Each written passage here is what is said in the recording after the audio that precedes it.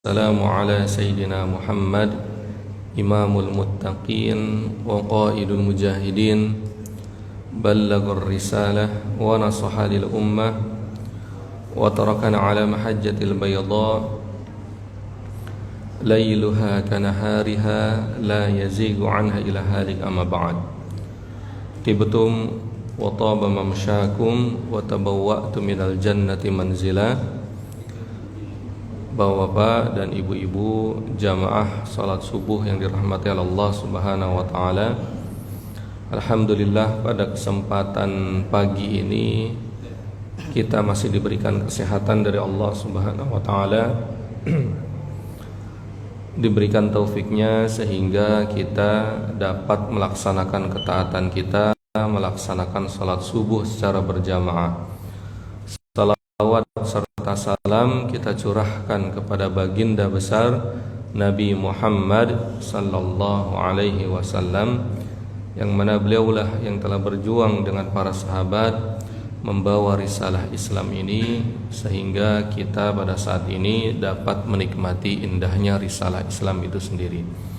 Bapak dan ibu-ibu sekalian, pada kesempatan pagi ini kita memasuki tema bab kitabul muhasabati wal muraqabah. Tema bab berkaitan muhasabah, mengevaluasi, dan muraqabah, dan merasa diawasi, ya. Jadi al muhasabah dan muraqabah ini dua-duanya saling berkaitan. Nah, momentum muhasabah atau mengevaluasi diri kita pribadi ini adalah momentum dari awal tahun 1446, ya. 1446 Hijriah. Kita ini masuk ke dalam 5 Hijriah, 5 Muharram, ya. Bagi teman-teman NU, ya. Bagi Muhammadiyah ini, Muhammadiyah dari mulai hari Ahad, ya. Berarti 1 2 3 4 6, ya. 6 Muharram, ya. Ya, terlepas daripada itu, di awal tahun Hijriah ini tentunya kita melihat atau mereview kembali momentum hijrah adalah momentum perpindahan dari yang sebelumnya baik menjadi lebih baik, atau perpindahan yang awalnya buruk menjadi baik.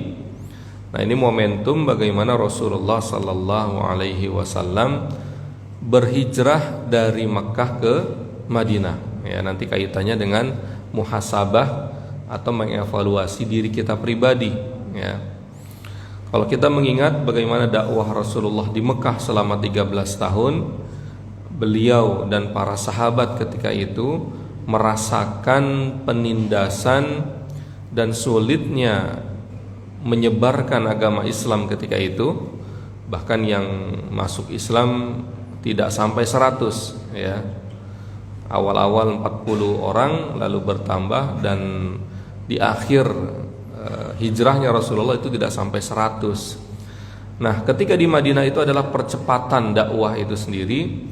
Jadi momentum muhasabah ini, ya, tidak lepas daripada penetapan tahun Hijriah, di mana Sayyidina Umar radhiyallahu anhu ketika itu meletakkan awal tahun Islam itu dimulai dari hijrahnya Rasulullah sallallahu alaihi wasallam dari Mekah ke Madinah, ya. Nah, momentum hijrah semakin seorang yang beriman dan bertakwa kepada Allah, yang dekat kepada Allah, semakin dia bertambah umurnya, semakin waktu ini bertambah, semakin bertambah pula keimanan, ketakwaan, dan kedekatan dia kepada Allah Subhanahu wa taala. Ya, ini sudah menjadi keniscayaan, ya, keseharusan.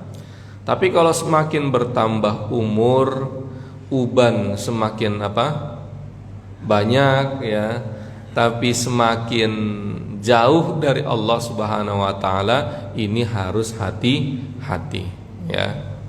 Bahkan kalau kita berbicara tentang uban, ya, ada suatu asar ya, itu ada sebagai pengingat kita ya, pengingat kita bahwa siklus daripada kehidupan kita ini munhani. Kalau dalam bahasa Arab munhani itu gelombang ya. Kalau masa kecil itu ke masa remaja dia terus naik ke atas ya. Masa muda itu di atas daripada kehidupan siklus manusia. Nah, dari masa muda ke masa tua mulai ada penurunan dari segi fisik, dari segi akal, dari segi emosional, terus seperti ini ya. Sampai akhirnya dipanggil oleh Allah Subhanahu wa taala. Dari sinilah Allah Subhanahu wa taala berfirman, a'udzubillahi minasyaitonir rajim, bismillahirrahmanirrahim. Ya ayyuhalladzina amanu taqullaha wal tanzur nafsum ma qaddamat ligad. Wattaqullah, terus apa? Innallaha khabirum bima ta'malun. Nah, ini menjadi evaluasi kita, arahan daripada Allah Subhanahu wa taala. Hai orang-orang yang beriman, bertakwalah kepada Allah ya. Nah, yang menarik dari ayat ini, perintah untuk bertakwa kepada Allah Subhanahu wa taala 2 kali. Biasanya ayat-ayat itu perintah bertakwa ya sekali ya. Ya ayyuhalladzina amanu taqullaha haqqa tuqatih wa la tamutunna illa wa antum muslimun ya. Nah, kalau dalam ayat ini 2 kali. Coba kita lihat, ya ayyuhalladzina amanu taqullah, terus apa? Wal tanzur nafsum ma qaddamat ligad. Terus apa? Wattaqullah lagi. Ada apa ya? Berarti di sini ada penekanan daripada Allah Subhanahu wa taala berkaitan antara, ini para mufassirin menjelaskan, di antara redaksi bertakwalah kepada Allah, redaksi apa? Wal tanzur nafsum ma qaddamat ligad. Setiap manusia, setiap pribadi melihat bagaimana nasibnya kelak God. Nah, God ini kalau dalam bahasa Arab besok, tapi maksudnya adalah negeri akhirat ya. Berarti 2 redaksi takwa, perintah takwa daripada Allah Subhanahu wa taala berhubungan, berkorelasi dengan redaksi yang tengah, perintah untuk memperhatikan, mempersiapkan setiap pribadi masing-masing kita sebagai orang yang beriman terkait dengan nasib kita di mana? Di negeri akhirat.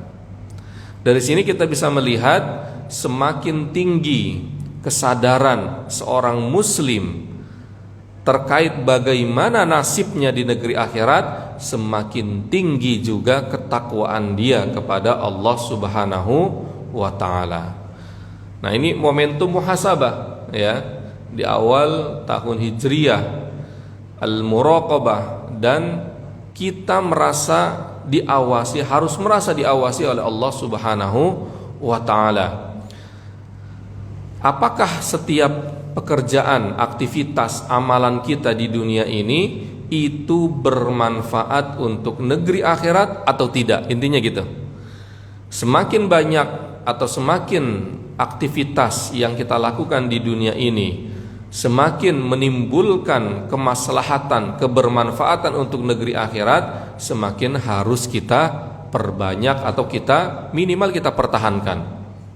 Tapi kalau misalnya aktivitas, amalan, perbuatan di dunia ini yang seandainya kita lakukan malah merugikan untuk negeri akhirat kita, itu harus kita tinggalkan ya.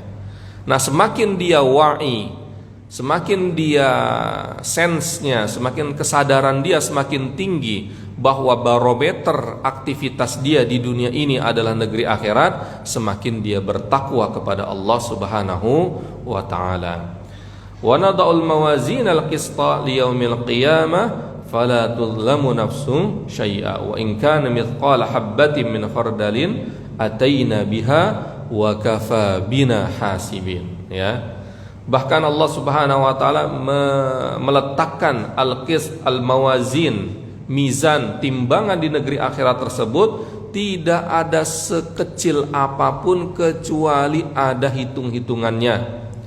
Bapak dari rumah ke masjid, niat sholat subuh, niat mendengarkan kajian, lalu niat sholat duha, itu ada hitung-hitungannya.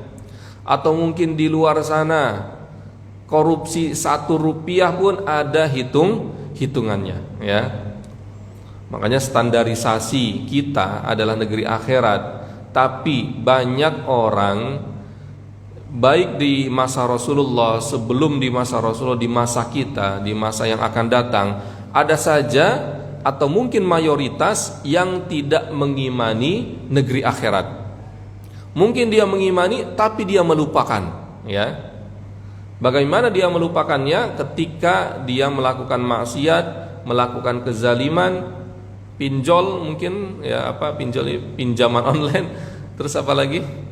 Judol, ya, judi online, ya, prostitusi dan lain-lainnya, dia lupa bahwa dia akan dibangkitkan di negeri akhirat.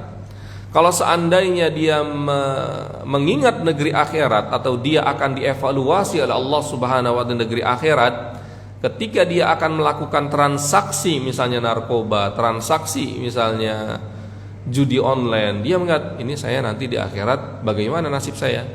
Tapi dia lupa, atau mungkin pura-pura lupa, atau mungkin dihalangi oleh setan itu sendiri. Nah, tipikal daripada setan itu memang menggoda, menutup-nutupi, melupakan orang tertentu dari mengingat negeri akhirat. Inilah pentingnya wa nada'ul mawazinal qista liyaumil qiyamah fala tudlamu nafsum syai'a. Terkadang kita di dunia ini terzalimi. Terkadang kita seperti kasus yang baru-baru viral ini, kasus siapa? Vina misalnya, ya. Dia tidak bersalah tetapi kena hukuman, salah tangkap, ya. Terkadang terzalimi, itulah hukum manusia. Tapi fala tudlamu nafsun syai'a, ketika di akhirat tidak ada yang namanya salah tangkap, tidak ada yang salah menjadi benar, yang benar menjadi salah. Itu di dunia. Kalau di akhirat nggak ada, ya. Semuanya terkuak seorang pribadi ketika dia melakukan kebaikan, pasti ada balasannya berbentuk kebaikan, ya. Ketika dia melakukan kesalahan, ya pasti dia akan dibuka, akan menjadi saksi. Bahkan dikatakan bahwa lisan kita ini di negeri akhirat itu tidak berfungsi. Tidak pengen berbicara nggak bisa, ya. Namanya lisan itu kadang bisa benar, kadang bisa bohong, ya. Tapi yang berbicara adalah tangan kita, kaki kita, kepala kita, peci kita, baju kokoh kita. Ya Allah, si fulan dulu saya baju kokohnya dipergunakan untuk sholat di Masjid Al-Ikhlas. Ya Allah, kaki saya kakinya si fulan dipergunakan untuk melangkah ke Masjid Al-Ikhlas. Semuanya menjadi saksi di negeri akhirat. Fala tudlamu nafsun syai'a wa in kana mithqala habbah, walaupun sekecil apapun, ya. Jadi Allah tidak zalim. Semua yang kita lakukan, ikhtiar kita, ya, itu akan berbentuk kebaikan atau keburukan di sini. Mudah-mudahan kita dilindungi oleh Allah Subhanahu wa taala dari keburukan itu, ya. Nah, ini penting bagaimana kita muhasabah diri.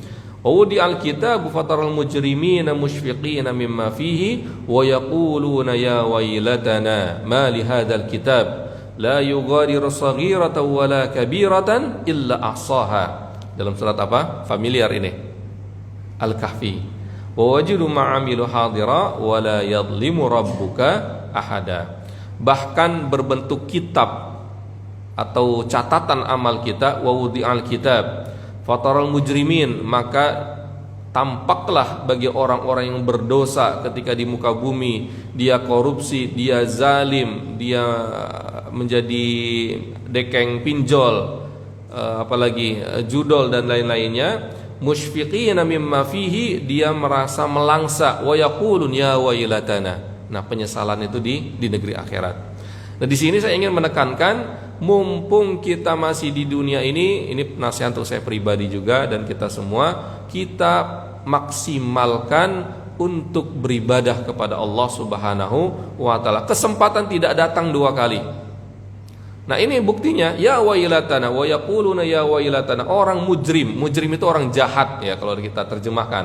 Kalau asi biasanya orang yang maksiat. Kalau mujrim dalam redaksi bahasa Arab lebih daripada orang yang maksiat. Orang maksiat ya mungkin dia maksiat tergantung kemaksiatannya. Mungkin dia terlambat sholat atau mungkin ngata-ngatain orang. Tapi kalau mujrim itu sifatnya pidana atau perdata kalau dalam hukum fikih ya. Bisa jadi dia mencuri. Nah, mujrimina wa yaquluna ya wailatana, seandainya ya wailatana itu aduh saya nyesel. Nah itu. Ma li hadzal kitab ya. Apa ini buku atau kitab atau catatan la yughadiru saghiratan wala kabirah. Tidak ada sesuatu kecuali ada di situ. Perbuatan saya yang paling kecil, perbuatan saya yang paling besar, illa ahsaha, kecuali di situ tertulis detail. Wajadu ma'amilu hadira wala yadhlimu rabbuka ahada. Dan Allah tidak akan zalim. Kalau dia baik ya baik, kalau dia tidak baik itu keadilan Allah Subhanahu wa taala, konsekuensi daripada kita diberikan kesempatan di muka bumi ini ya. Ini penting evaluasi kita. Tentunya di sini saya lihat rata-rata sudah banyak yang meninggalkan dunia hitam ya. Apa meninggal dunia hitam itu? Sudah berubah ya. Ya buat saya pribadi juga ya, bahwa hidup kita di dunia ini itu adalah amanah daripada Allah Subhanahu wa taala. Beruntunglah yang obsesi kita visi. Terkadang orang itu visi misinya untuk nanti hari tua. Nanti saya hari tua pensiun di kota ini, saya dekat dengan masjid ini ya, saya punya anak dan lain-lain. Coba jadikan jauh lebih daripada itu. Visi Al-Quran mengajarkan kita, visi, misi dan obsesi kita adalah negeri akhirat. Kalau sebelumnya adalah negeri dunia di akhir penghujung daripada akhir hayat kita, coba langkah lagi, 1-2 langkah lagi, bahwa visi, misi dan obsesi kita adalah negeri akhirat. Nah ini sangat luar biasa ketika kita berinfak, bersedekah, kita melakukan kebaikan sosial masyarakat. Visi misi dia adalah negeri akhirat. Walaupun pasti ketika kita melakukan kebaikan pasti ada rintangannya. Nah kenapa Rasulullah dan para sahabat bisa istiqomah dalam kebaikan? Ya karena obsesinya negeri akhirat. Walaupun Rasulullah dicap kamu dukun, kamu tukang sihir dan lain-lainnya, kita pun di muka bumi ini ketika kita melakukan kebaikan atau proyek-proyek kebaikan di sosial masyarakat pasti ada rintangannya. Tapi saksikanlah orang yang mempunyai barometer negeri akhirat tidak digubris omongan-omongan yang seperti itu ya. Walaupun terkadang sedih, tapi ada motivasi tersendiri. Terserah orang mau bicara apa, yang penting tujuan saya adalah negeri akhirat. Terserah orang mengatakan saya sok suci dan lain-lainnya ya. Maka ada hadis-hadisnya di sini dikatakan luzumul muhasabah wa sidqul muraqabah wa ini bukan hadis ya. Wa mutalabatun nafsi fil anfasi wal harakat wa muhasabatuha fil khatirat wal lahadhat. Faman hasaba nafsahu qabla ay yuhasaba khaffa fil qiyamah hisabuhu. Barang siapa yang luzum, melazimkan ya. Luzum itu melazimkan muhasabah diri. Kalau ini saya kenapa saya mengangkat tema ini karena pergantian tahun. Sebenarnya kalau kata-kata luzum kita mendetailkan memuhasabah. Muhasabah itu mengevaluasi diri kita pribadi. Durasinya sebenarnya bukan tahunan. Bahkan ya turun lagi mungkin bulanan, mungkin mingguan, mungkin harian, mungkin setiap saat kita harus bermuhasabah, mengevaluasi diri kita pribadi. Atau paling minimal kita 1 hari sekali. Sebelum tidur kita memikirkan sudah berapa dosa yang kita lakukan. Tadi saya dosa ini, saya dosa itu ya. Tapi itulah terkadang kita terlupakan ya dengan aktivitas duniawi kita. Kita kerja dari pagi, mungkin yang ngantor pulang sore hari, kita terlupakan ya. Inilah pentingnya kita selalu membaca Al-Quran, berzikir dengan seperti itu, kalau dalam bahasa sufi dinamakan ma'rifatullah ya. Jadi muhasabah ini sangat luar biasa ya. Ini adalah darbus sholihin, kebiasaan adat para nabi, para sahabat, orang-orang soleh setiap saat, bahkan ketika dia melakukan maksiat langsung dia mengevaluasi diri, astagfirullah ya. Hasaba nafsahu qabla ayyuhasaba khafa fi yaumil qiyamah hisab. Bahkan suatu ketika Rasulullah sallallahu alaihi wasallam itu sangat detail ya. Jadi habis sholat jamaah, jadi Rasulullah menjadi imam. Jadi biasanya Rasulullah zikir ya. Tapi ketika itu langsung buru-buru ya. Jadi habis salam langsung pergi ke kamar beliau, ke rumahnya. Kan sebelah Sebelah kanan berarti ya. Sebelah kanannya ke bilik, salah satu bilik istri Rasulullah. Para sahabat kebingungan ketika itu. Ini kenapa Rasulullah nggak seperti biasanya? Kok ada yang buru-buru ya? Akhirnya Rasulullah ketika itu sudah keluar ya dari kamarnya. Ya, sahabat bertanya, Rasulullah kenapa, ada sesuatu? Ya, jadi saya ketika sholat mengingat ada sedikit emas ya, perak lah ya, atau suatu barang yang berharga di rumah salah satu istri saya ya. Dan ketika sholat saya langsung pergi untuk membagikan barang berharga tersebut. Saya tidak mau lama-lama ya. Jadi emas kalau zaman kita mungkin ada uang atau ada makanan atau barang berharga, itu Rasulullah langsung dibagikan ketika itu juga. Jadi merasa tenang ya. Ini menandakan apa? Menandakan istijal dalam kebaikan ya. Kita berburu-buru, bergesa-gesa, kita musara'ah, kita bergesa-gesa, tidak menunda-nunda kebaikan itu sendiri ya. Terkadang di zaman kita menunda-nunda, nanti saja saya ke masjid ketika saya sudah pensiun ya. Nanti saja saya dekat kepada Al-Quran ketika saya sudah sepuh ya. Terkadang seperti itu. Justru masa muda, kapanpun itu, ajal tidak ada yang tahu kapan kita dipanggil oleh Allah Subhanahu wa taala ya. Khaffa hisabahu, bahkan di sini dikatakan ketika kita selalu mengevaluasi diri kita pribadi, mengetatkan satu item, dua item, ya Allah tadi saya melakukan dosa ini, ya Allah tadi saya, nah kalau dosa kepada Allah Subhanahu wa taala harus banyak istighfar ya. Tapi kalau misalnya dosa kepada manusia harus segera dihalalkan ya, meminta maaf, karena tidak di akhirat lebih parah lagi ya. Kalau misalnya dua-duanya meninggal, seorang masih berlaku zalim kepada orang yang lain, itu akan dipertanggungjawabkan. Bahkan hewan-hewan pun seperti itu ya.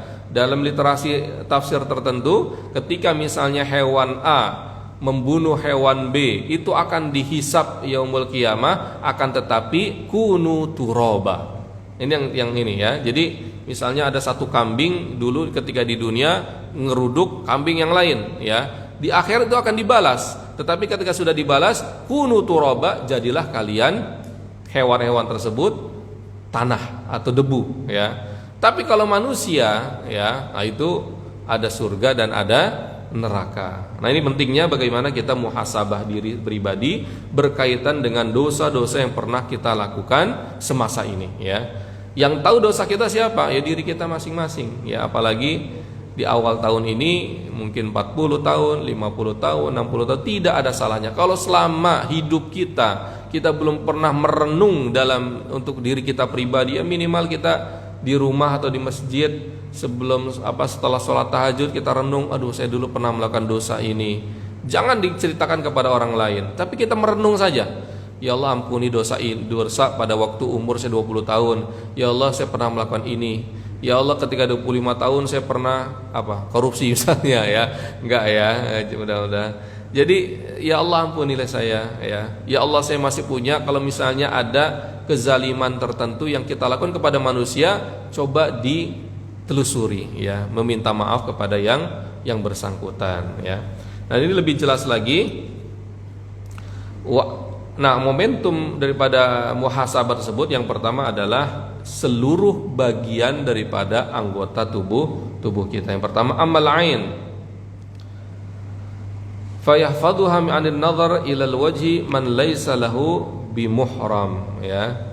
Jadi mata kita, ya, kita harus jaga, lisan kita harus kita jaga, batin itu perut kita harus kita jaga. Wa dzakir fa inna dzikra tanfa'ul mu'minin. Nah, 3 tersebut, ya. Jadi lisan kita, mata kita, perut kita, ini yang menjadi fundamental, walaupun banyak kaki dan lain-lainnya, ya, di beberapa kitab yang lain.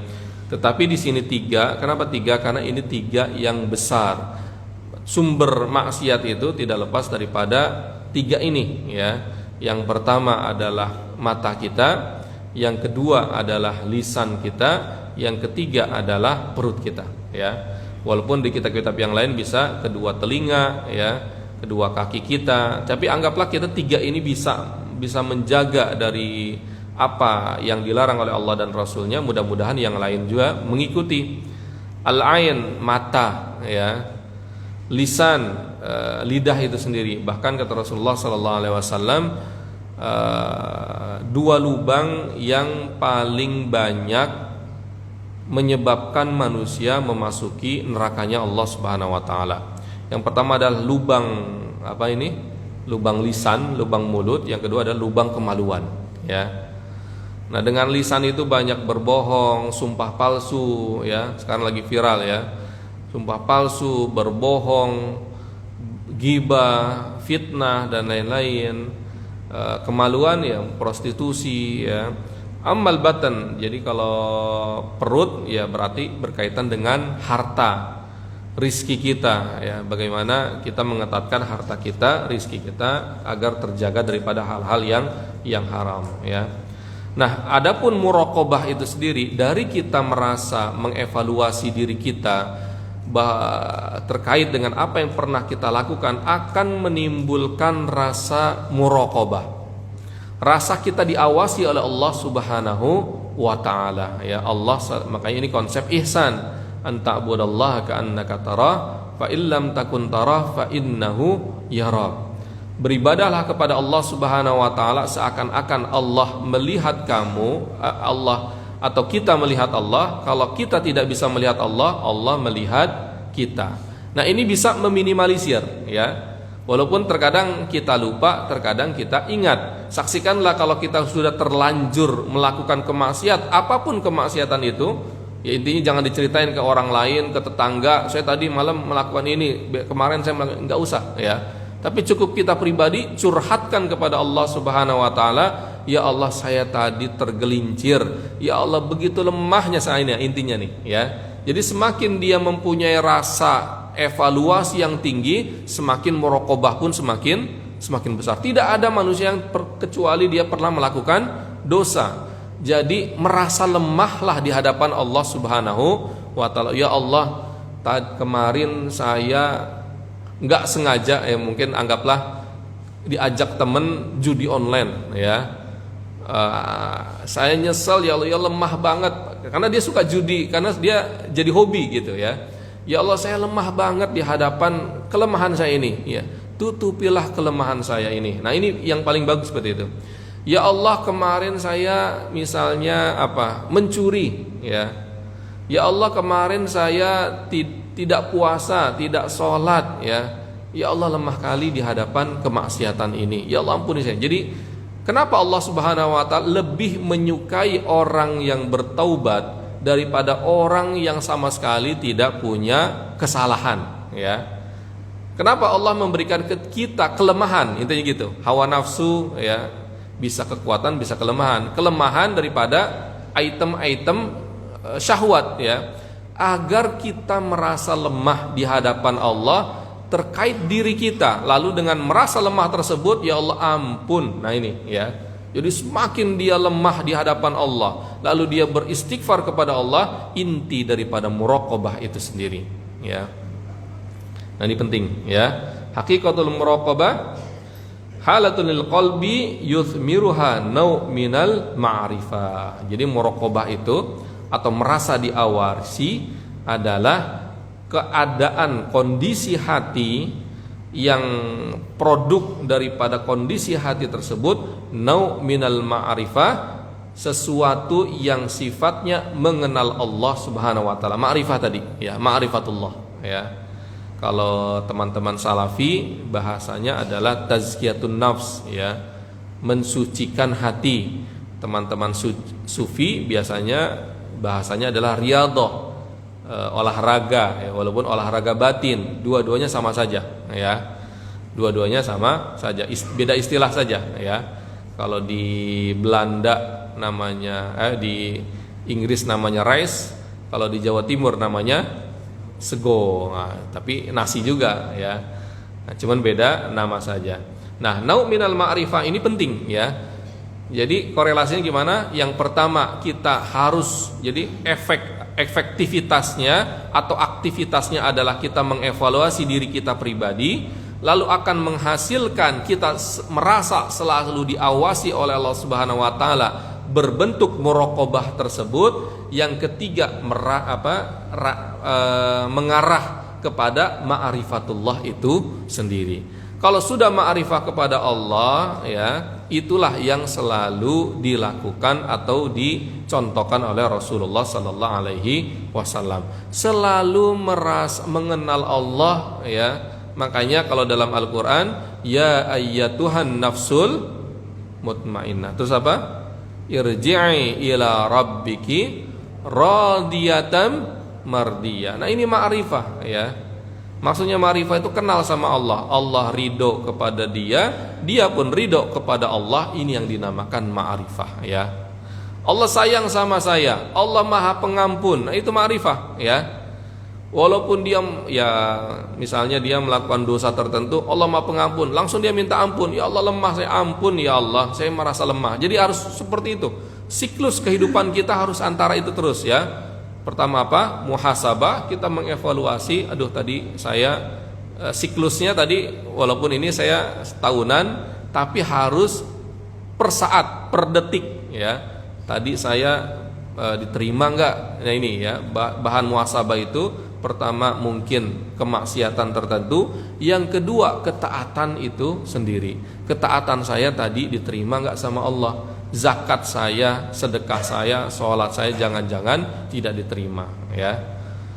Nah, ini dengan muhasabah tadi, muraqabah, baru kepada tingkat muraqabah. Saya merasa diawasi oleh Allah Subhanahu wa taala. Kalau dia sudah terbiasa seperti itu, melangkah kepada ma'rifatullah, dia mengingat, mengenal Allah Subhanahu wa taala dan Allah pun mengenal dia. Nah, kalau sudah seperti itu lebih dekat mendapatkan husnul khotimah. Dia selalu berzikir, walaupun dia diam, batin dia mengingat Allah, batin dia sedang beristighfar, batin dia sedang apa?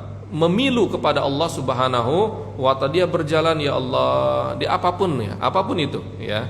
Makanya Rasulullah momentum apapun itu pasti apa namanya Allah dan Allah. Nah, ini sangat penting ya. Bayanu muhasabatun nafsi ba'dal amal. Wa tubu ilallahi jami'an ayyuhal mu'minun la'allakum tuflihun. Bahkan dalam ayat yang lain, nah ini sudah saya bacakan, innal ladzina taqaw idza massahum ta'ifun minasyaitani tadzakkaru fa idzahum mubsirun. Nah ini ya, muhasabah, muraqabah, ma'rifah. Kalau orang sudah terbiasa dengan ma'rifatullah, innal ladzina taqaw, sesungguhnya orang-orang yang bertakwa, idza massahum ta'ifun minasyaitan, ketika datang mas itu bisa kalau dalam redaksi bahasa Arab setrum ya, atau sentuhan ya. Massahum ta'ifun minasyaitan, tergelincir oleh setan sedikit ya. Kalau mas itu kena kesetrum dikit atau ke usap ya. Tadzakkaru, nah ini yang penting, tadzakkaru, dia langsung sadar, fa idzahum mubsirun, dan dia langsung kembali lagi ya. Jadi innal ladzina taqaw, sesungguhnya orang bertakwa tersebut pasti pernah melakukan dosa. Siapapun dia orang bertakwa, kecuali Rasulullah ya. Sahabat pun seperti itu ya. Pernah melakukan kesalahan atau dosa tertentu. Itu memang tabiatnya kita sebagai manusia. Kecuali tadi siapa? Rasulullah. Ini pengecualian kalau Rasulullah ya. pasti akan kena setrum, kena usapan daripada apa? Ta'ifum minasyaiton. Tapi kalau dia sudah kena usapan setan, maksudnya melakukan kemaksiatan ya. Kemaksiatan itu kan tidak lepas daripada motivasi setan, dipanas-panasin sampai udah ente megang 4.000 triliun, udah korupsi 1 miliar nggak ketahuan lah ya. Bansos ya, apalagi itulah kadang kemaksiatan kan kadang tersembunyi dari manusia, ditutup-tutupin ya. Tadzakkaru fa idzahum mubsirun, dia langsung sadar fa idzahum mubsirun. Nah, ini kata-kata mubsirun ini sangat luar biasa ya. Nah, makanya bahkan Rasulullah SAW wa qala Nabi inni la astaghfirullah ta'ala wa atubu ilaihi fil yaumi mi'ata marrah. Bahkan Rasulullah saja yang sudah dijamin masuk surga yang sudah purna secara kebaikan, fil yaumi fa inni atubu inni la astaghfirullah, sesungguhnya saya beristighfar kepada Allah, wa atubu ilaihi, dan bertaubat kepadanya, fil yaumi, dalam satu hari, mi'ata marrah, 100 kali. Bahkan ada redaksi yang lain 70 kali, ada redaksi hadis yang lain tidak terbatas. Ini menandakan apa? Rasulullah saja yang tidak punya dosa masih beristighfar. Rasulullah saja yang sudah dijamin masuk surga masih nangis, takut ya, tergelincir. Nah, intinya kita yang ada di sini yang sudah dijamin masuk surga, nggak ada ya. Jadi ya kalau main logika harus lebih banyak daripada Rasulullah ya. Ya minimal kita seperti Rasulullah 70 kali, 100 kali. Jadi setiap benak kita dalam pikiran bawah sadar kita itu negeri akhir tadi selalu memuhasabah, tadi saya melakukan aktivitas ini langsung istighfar, astagfirullah. Nah, bahaya kalau kita melakukan kemaksiatan tergelincir tapi merasa itu bukan kesalahan. Nah, ini bahaya. Berarti sudah menjadi adat istiadat dalam pribadi dia, itu bukan suatu kesalahan ya. Jadi intinya kita besar-besarkan kalau kita melakukan kemaksiatan tertentu, sekecil apapun kemaksiatan tersebut, kita besar-besarkan. Ya Allah ampun, tadi saya terlambat sholat subuh misalnya. Ya Allah kita besar-besarin ya. Jadi lebay, nggak apa-apa di masalah ini ya. Dan yang terakhir adalah taubihun nafsi wa mu'atabatuha. Maksudnya adalah cara agar kita mendapatkan sense muhasabah tadi ya, muraqabah dan ma'rifatullah ya. Salah satu cara yang paling jitu adalah taubihun nafsi wa mu'atabatuha, menjelek-jelekan pribadi. Ya, itu taubih. Wa mu'atabatuha, diejek ya, mu'atabah itu diejek, dikata-katain lah diri kita pribadi. Ya, dasar misalnya Hendra ya, saya misalnya Hendra, ente tuh lemah ya, ente tuh tukang maksiat ya, ente tuh banyak dosanya ya, harus merasa jelek ya. Jadi dengan kita mengejek diri kita pribadi ya, disitulah ada rasa ingin mengembangkan diri, membersihkan hati, tazkiyatun nafs tadi atau riyadhah tadi. Ya Allah ampun, ente itu bukan apa-apa di hadapan Allah Subhanahu wa taala. Siapapun ente ya Hendra, ente itu sangat lemah, sangat hina. Nah itu ya. Wa mu'atabatuha ya. Bahkan di sini ayat-ayatnya iqtaraba lin-nasi hisabuhum wa hum fi ghaflatin mu'ridun. Ma ya'tihim min dzikrin min rabbihim muhdatsin illa istama'uhu wa hum ya'labun lahiyatan qulubuhum ya. Jadi iqtaraba lin-nasi hisabuhum, telah dekat hisabnya mereka, wa hum fi ghaflah, dan mereka manusia. Nah, ini mayoritas kita ya. Ya alhamdulillah, makanya saya katakan setiap kita ke masjid, kita mendengarkan kajian, itu ada yang mengingatkan kita, minimal kita mengingatkan satu sama lainnya. Tapi kalau udah keluar masjid, kita belum tentu ingat apa yang saya sampaikan ini ya. Udah ingat bisnisnya, ya nggak ada larangan kita bisnis ya. Apapun aktivitas kita ketika kita sudah di luar masjid, terkadang kita lupa ya. Nah, bagaimana kita membawa perasaan di masjid itu sama dengan di luar masjid, ketika kita bisnis menjadi orang yang jujur. Wahum fi ghaflatin mu'ridun, orang banyak yang ghaflah. Ghaflah itu apa? Lupa, lalai, ya. Mayatihim min dzikrim mir rabbihim, tidaklah datang pengingat daripada Allah Subhanahu wa taala illa stama'uhu wa hum yal'abun, kecuali hanya dengar dan menjadi omongan belaka, jadi canda-candaan, ya. Lahiyatan qulubuhum. Nah, orang-orang itu lahiyah, hatinya itu lahiyah itu canda-candaan, lalai, ya. Nah, orang, mudah-mudahan kita tidak termasuk ke dalam ayat ini. Makanya pentingnya diri kita, jangan kita meninggi-ninggikan diri kita, intinya gitu, ya. Wah, ente tuh sering ke masjid, mantap, ya. Ngomong kepada diri sendiri. Tapi kalau kita berbicara kepada diri kita pribadi dalam hati, ente itu belum ada apa-apanya, kita hinakan diri kita sehina-hinanya. Kenapa Allah Subhanahu wa taala memberikan kepada kita momentum kita melakukan kesalahan atau dosa tertentu agar kita selalu merasa tidak meninggi diri, ya. Makanya misalnya ada seorang ahli ibadah, tidak pernah maksiat, tidak pernah ini dan lain-lainnya, justru itu peluang setan masuk itu lebih tinggi lagi karena dia tidak pernah melakukan dosa misalnya. Siapa dong? Saya, ya, tidak pernah melakukan dosa. Justru itu dosa gitu. Perasaan dia merasa paling tinggi, perasaan dia paling suci, itu sudah dosa, ya. Tapi inilah yang diajarkan oleh Allah Subhanahu wa taala dan Rasulnya, kita harus selalu menjelek-jelekan diri kita pribadi dalam hati, ya. Kalau kita ngomong sendiri nanti dikira apa lagi, ya? Hei Hendra, kamu tuh orang jelek, kamu tidak baik. Ya, jangan depan orang, tapi dalam hati, ya. Ya Allah, saya ini begitu lemah, ya. Siapapun kita, lagi jalan, lagi tidur, ya. Nah, ini salah satu cara mendapatkan atau melatih diri kita untuk selalu mengevaluasi diri, ya. Jadi evaluasi itu pintunya apa? Itu tadi tuh, taubihun nafsi wa mu'atabatuha.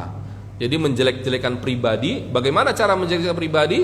Pasti ada kelemahannya pribadi kita. Coba kita mengingat dosa yang pernah kita lakukan. Coba, terkadang di Masjid An-Nur ada, Ustadz, saya mengenal Quran ini ketika saya sudah sepuh. Saya masih muda dulu, sibuk kemana-mana. Nah, itu bisa jadi pintu, ya. Ente ini kayak gitu, ya. Jadi, tapi dia semangat, ya, ketika dia baca Quran, tahsin sama walaupun terbata-bata, semangatnya luar biasa. Siapapun kita, ya, punya masa lalu yang tidak baik, ya. Dihina terus, ya. Ya Allah, hina sekali saya. Ya Allah, ampuni, ya Allah, tutupi aib saya di dunia dan di akhirat. Nah, kayak orang-orang saleh terkadang doanya seperti itu.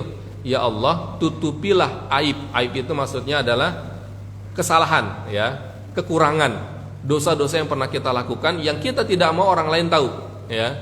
Aib kita di dunia maupun di akhirat. Karena kalau tidak ditutupi aib kita di dunia, orang pada tahu. Kalau tidak ditutupi di akhirat akan terbuka. Tapi ketika kita berdoa seperti itu, ya Allah, tutupi aib saya malu, ya, saya lemah, insya Allah bukan insya Allah, pasti, ya. Fawaqahumullahu syarra dzalikal yaumi wa laqahum nadrata wa surura. Semakin kita takut terkait dengan apa yang kita takuti dan minta perlindungan kepada Allah, Allah pasti akan menyelamatkan kita dari apa yang kita takuti. Tapi dimulai daripada apa? Kita selalu mengevaluasi diri kita pribadi, lalu di situ ada perasaan kita diawasi oleh Allah, jadi semakin baik diri kita, ya. Yang awalnya dalam 1 tahun 1 juta kali bermaksiat, dengan perasaan kita diawasi, ya mungkin berkurang menjadi 100.000 dalam setahun, ya. Tahun depan lagi berkurang menjadi 1000, tahun depan lagi menjadi 100, ya. Jadi dalam 1 tahun semakin bagus keislaman dia, semakin dia berpikir bermanfaat untuk sosial, untuk pribadi, untuk keluarga. Jadi pintu-pintu setan itu semakin sempit bagi orang-orang seperti ini, ya. Innal ladzina taqau, apa tadi? Idza massahum ta'ifum minasyaitani tadzakkaru fa idzahum mubsir. Orang yang bertakwa itu kalau tergelincir kena sentuhan setan, jadi dia bermaksiat, tadzakkaru, langsung dia sadar, fa idzahum mubsirun, dan dia langsung bertaubat kepada Allah Subhanahu wa taala. Taib, ini ya momentum daripada awal tahun ini kita coba mengevaluasi dosa-dosa kita, ketaatan kita, apakah sudah layak untuk mendapatkan surganya Allah ya. Perasaan ini harus kita jaga ya. Karena dengan perasaan ini terjaga, kita lebih dekat mendapatkan husnul khatimah daripada ketika Allah memanggil kita dari dunia ini ya. Taib, ahlan wa sahlan, kalau ada yang ingin dipertanyakan, didiskusikan.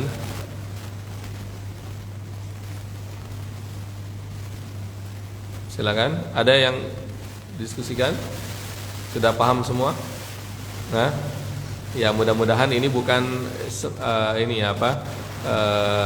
harus langsung dipraktekkan ya. Mudah-mudahan keseharian kita selalu merasa diawasi oleh Allah Subhanahu wa ta'ala. Semakin dekat lagi kepada Allah, semakin umur kita bertambah, semakin bertambah pula kedekatan kita kepada Allah Subhanahu wa ta'ala. Na'udzubillah, semakin umur kita bertambah, semakin apa? Semakin kita jauh dari Allah. Na'udzubillah ya. Taib, jazakumullah khairan, mudah-mudahan bermanfaat. Mudah-mudahan momentum awal tahun ini momentum kita lebih dekat lagi kepada Allah Subhanahu wa ta'ala. Dan mudah-mudahan sebagaimana kita dikumpulkan di dunia ini dalam ketaatan kepada Allah, kita kembali reuni di surganya Allah Subhanahu wa taala bersama Rasulullah sallallahu alaihi wasallam. Ketemu Pak Mama, nanti Pak Adib dan lain-lain ya. Jazakumullah khairan. Assalamualaikum warahmatullahi wabarakatuh.